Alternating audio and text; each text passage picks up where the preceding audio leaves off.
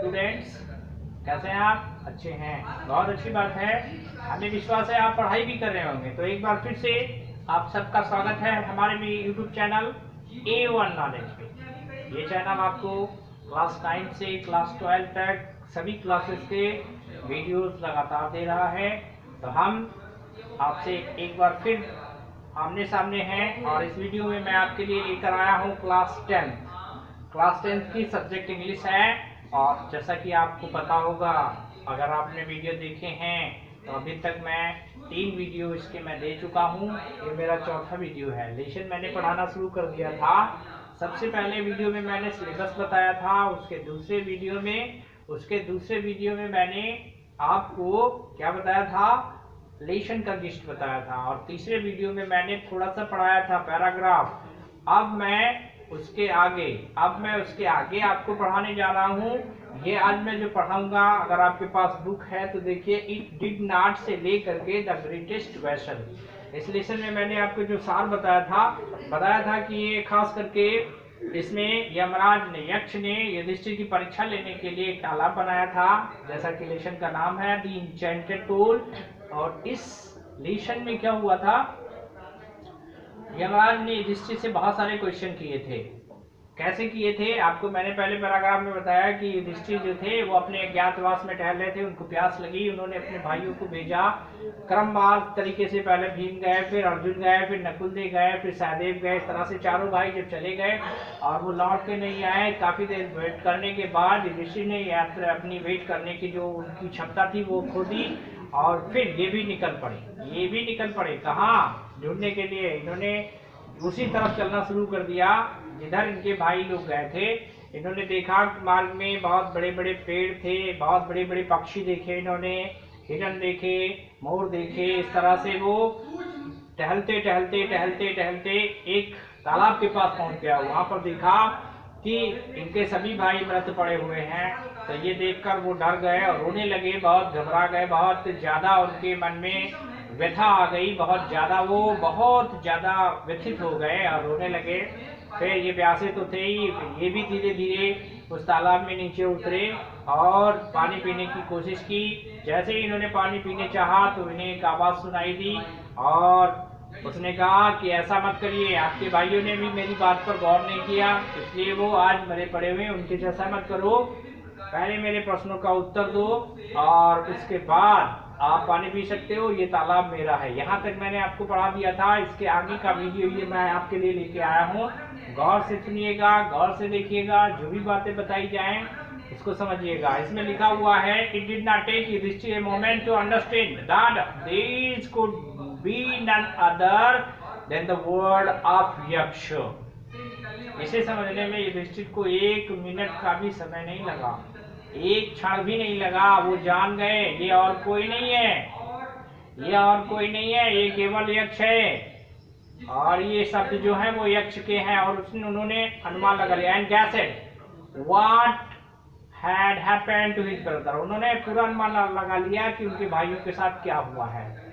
It took him to time to see a possible way of bringing them back to life. उन्हें उस समय अपने भाइयों को पुनः जीवित करने का कोई दूसरा रास्ता नहीं दिखाई दे रहा था।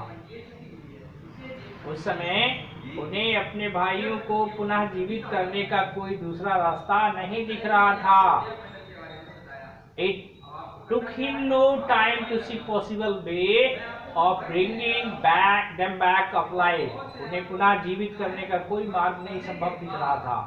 He said to bodiless voice. उन्होंने बिना शरीर की आवाज से कहा, प्लीज आस्क योर क्वेश्चन। कृपया अपने प्रश्न पूछिए।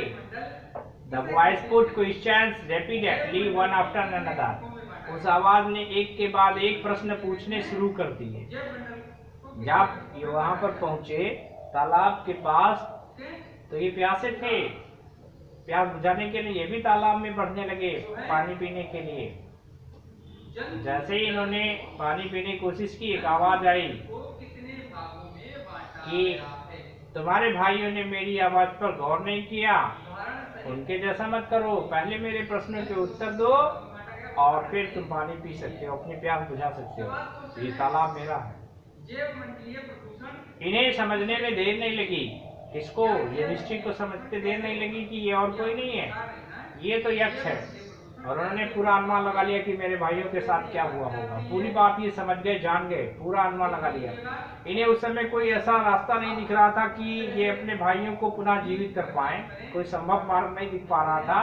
तो इन्होंने उस बिना शरीर की आवाज से, बॉडीलेस वॉइस, बिना शरीर की आवाज से इन्होंने कहा ठीक है आप अपने प्रश्न पूछिए। और उस आवाज ने लगातार रैपिडेटली लगातार प्रश्न पूछने शुरू कर दिए। पहला प्रश्न क्या था? What rescues man in danger? खतरे में मनुष्य का साथी कौन होता है? जवाब दिया युधिष्ठिर ने, करेज, साहस। इन्होंने जवाब दिया कि साहस। अगला क्वेश्चन कर दिया, bye study of which science does a man become wise? अगला प्रश्न किया इन्होंने, किसने किया? यक्ष ने किया। By the study of which science, किस शास्त्र को पढ़कर does the man become wise, मनुष्य बुद्धिमान बनता है? युधिष्ठिर जवाब दे रहे हैं। क्या जवाब दे रहे हैं? गौर करिए। नॉट बाय स्टडिंग एनी शास्त्र, किसी शास्त्र को पढ़ के नहीं। Not by studying any shastra does a man become wise, किसी शास्त्र को पढ़ के मनुष्य बुद्धिमान नहीं बनता। It is by association with the great in wisdom that he gets wisdom. ये तो केवल संगत का असर होता है। एसोसिएशन, सहयोग, संगत, साथ, ये साथ में रहने वाले लोगों का असर होता है कि बुद्धिमान लोगों के साथ लोग रहकर बुद्धिमान हो जाते हैं। ये क्वेश्चन का आंसर युधिष्ठिर ने दिया। अगला क्वेश्चन यक्ष ने पूछा था। यक्ष asked, what is a swifter than the wind? What is the swifter than the wind, यानी हवा से भी तीव्र गति किसकी है? हवा से भी तेज कौन है? उत्तर दिया, माइंड, दिमाग। अगला question, what is more faded than a dried straw? एक सूखी घास से भी सूखा क्या होता है? यक्ष ने क्वेश्चन किया। अगला क्वेश्चन, इस लेसन में 15-16 क्वेश्चन किए हैं। ये क्वेश्चन आप देखते जाइए। क्या क्वेश्चन? कन्वर्सेशन है, किसका है? हम आपको बता चुके हैं पहले वीडियो में, मैंने आपको बताया था इस लेसन को जब मैंने स्टार्ट किया था, जब मैंने गिस्ट बताया था तो आपको बताया था कि यहाँ पर कुछ नहीं है, केवल यक्ष और युधिष्ठिर यानी यमराज और युधिष्ठिर की संवाद है। आपस में जो बातें की हैं इन दोनों लोगों ने, क्वेश्चन और आंसर हुए वही है लेसन में। तो इसने, यक्ष ने क्वेश्चन किया, what is the swifter than the wind? हवा से भी तेज क्या है? युधिष्ठिर ने जवाब दिया, माइंड। अगला क्वेश्चन इसने किया, what is the more faded than the dried straw? एक सूखी घास से भी सूखा क्या है? आंसर दिया, सॉरो स्ट्रकन हार्ट, दुख से पीड़ित हृदय। अगला क्वेश्चन किया है, व्हाट बिफ्रेंड्स ट्रैवलर? यात्री का ये साथी कौन है?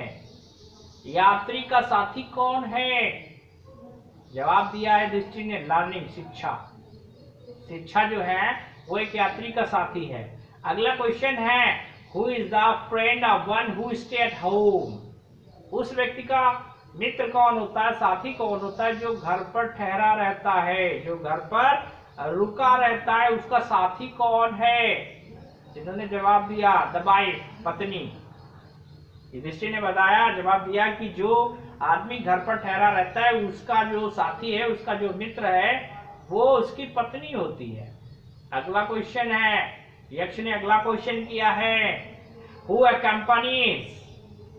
accompanies a man in a death? मृत्यु में व्यक्ति का साथी कौन होता है? यानी जब आदमी मरता है तो उसमें उसका साथ कौन देता है? देखिए जवाब दिया, धर्म। That alone accompanies the soul in a solitary journey after death. मौत के बाद एकांकी यात्रा में केवल धर्म ही ऐसा है जो साथ देता है आत्मा का। अकेला एक ही ऐसा होता है, यानी धर्म ही एक ऐसा अकेला होता है जो मृत्यु के बाद जो अकेली यात्रा आदमी करता है उसमें उसका साथ वो देती है। तो इस तरह से अगला क्वेश्चन फिर किया है, जो आखिरी इस पैराग्राफ में ये क्वेश्चन जो आ रहा है इसका आखिरी मैं यहीं तक आपको बताऊंगा। लिखा हुआ है अगली क्वेश्चन, क्या लिखा हुआ है? Which is the biggest vessel, सबसे बड़ा जहाज क्या है? बिगेस्ट वेसल, बिगेस्ट माने सबसे बड़ा, बिग माने बड़ा और बिगेस्ट माने सबसे बड़ा। क्वेश्चन ये यक्ष ने किया, सबसे बड़ा जहाज क्या है? इधर से जवाब दे रहे हैं the earth, the earth which contain all within itself is the greatest vessel. यहीं तक है द ग्रेटेस्ट वेसल, देख लीजिए यहीं तक मैं पढ़ा रहा हूं आपको। कह रहे हैं, जवाब दे रहे हैं the earth which contain all within itself, पृथ्वी है वो जो अपने आप में सब कुछ समाये हुए हैं, रखे हुए, कंटेन्स, कंटेन्स का मतलब समाहित किए हुए, रखे हुए हैं। पृथ्वी ही सबसे बड़ा जहाज है जो अपने आप में सब कुछ समाहित किए हुए हैं। तो इस तरह से इस वीडियो में मैंने आपको पढ़ाया इट डिड नॉट से लेकर के द ग्रेटेस्ट वेसल तक का हिंदी आपको समझाई है, सार समझाया है, मीन ट्रांसलेट बताया है, आपको बहुत सारे वर्ड्स दिए हैं मैंने इसमें पढ़कर। आपके पास बुक है, इस बुक को गौर से देखिए, वीडियो देखिए, वीडियो के साथ साथ में बुक देखिए, और इस बुक में आए हुए जो कठिन वर्ड हैं, इस पैराग्राफ में जो कठिन वर्ड हैं, उनको आप लिखें और भेज दें इस नंबर पर। हम देखेंगे कि आपने सही से वीडियो देखा है। अगर आपने सही से वीडियो देखा है तो एक एक वर्ड की मीनिंग मैंने दी है, एक एक सेंटेंस को मैंने पढ़ा है। आपको जो कठिन वर्ड लग रहे हैं उनको छाटिए, और जब तक ये लेसन हम रीड करा रहे हैं तब तक आपका होमवर्क यही रहेगा। केवल जब हम लेसन कंप्लीट कर लेंगे तब हम आपको कराएंगे क्वेश्चन आंसर, मैचिंग वर्ड जो भी इसमें है वो सब कराएंगे, ठीक है। तो इस वीडियो में इतना ही, मिलते हैं अगले वीडियो में। हमारा होमवर्क करना मत भूलिएगा। जय हिंद, जय भारत।